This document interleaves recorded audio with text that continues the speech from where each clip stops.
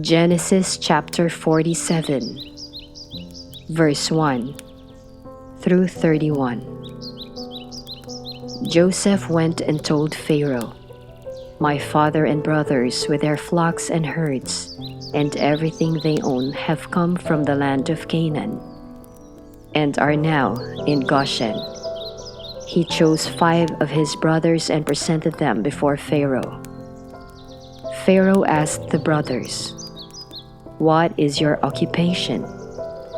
"Your servants are shepherds," they replied to Pharaoh, "just as our fathers were." They also said to him, "We have come to live here for a while, because the famine is severe in Canaan, and your servants' flocks have no pasture. So now, please let your servants settle in Goshen."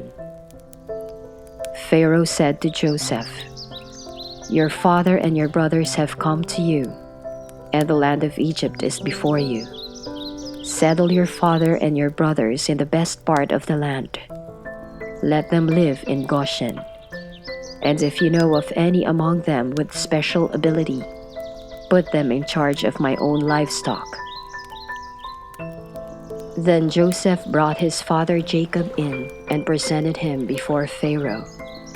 After Jacob blessed Pharaoh, Pharaoh asked him, "How old are you?" And Jacob said to Pharaoh, "The years of my pilgrimage are 130. My years have been few and difficult, and they do not equal the years of the pilgrimage of my fathers." Then Jacob blessed Pharaoh and went out from his presence. So Joseph settled his father and his brothers in Egypt, and gave them property in the best part of the land, the district of Ramesses, as Pharaoh directed. Joseph also provided his father and his brothers and all his father's household with food, according to the number of their children. Joseph and the famine. There was no food, however, in the whole region because the famine was severe. Both Egypt and Canaan wasted away because of the famine. Joseph collected all the money that was to be found in Egypt and Canaan in payment for the grain they were buying, and he brought it to Pharaoh's palace. When the money of the people of Egypt and Canaan was gone, all Egypt came to Joseph and said, "Give us food.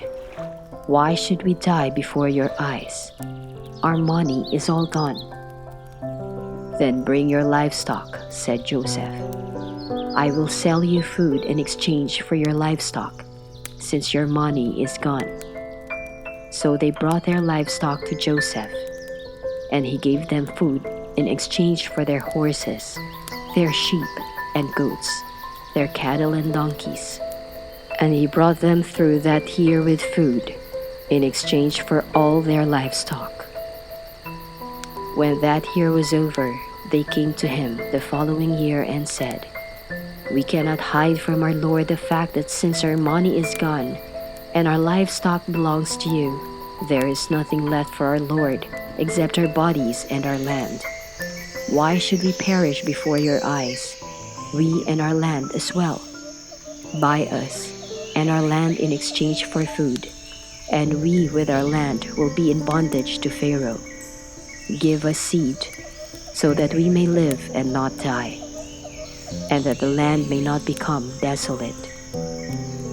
So Joseph bought all the land in Egypt for Pharaoh. The Egyptians, one and all, sold their fields, because the famine was too severe for them. The land became Pharaoh's, and Joseph reduced the people to servitude, from one end of Egypt to the other. However, he did not buy the land of the priests, because they received a regular allotment from Pharaoh, and had food enough from the allotment Pharaoh gave them. That is why they did not sell their land. Joseph said to the people, "Now that I have bought you and your land today for Pharaoh, here is seed for you, so you can plant the ground. But when the crop comes in, give a fifth of it to Pharaoh. The other 4/5 you may keep as seed for the fields and as food for yourselves and your households and your children. You have saved our lives, they said. May we find favor in the eyes of our Lord. We will be in bondage to Pharaoh.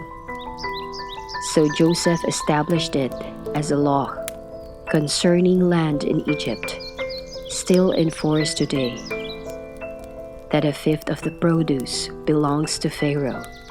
It was only the land of the priests that did not become Pharaoh's. Now the Israelites settled in Egypt, in the region of Goshen.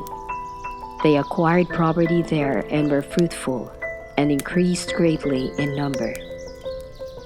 Jacob lived in Egypt 17 years, and the years of his life were 147. When the time drew near for Israel to die, he called for his son Joseph and said to him, "If I have found favor in your eyes, put your hand under my thigh, and promise that you will show me kindness and faithfulness. Do not bury me in Egypt, but when I rest with my fathers, carry me out of Egypt and bury me where they are buried." "I will do as you say," he said. "Swear to me," he said. Then Joseph swore to him, and Israel worshipped as he leaned on the top of his staff.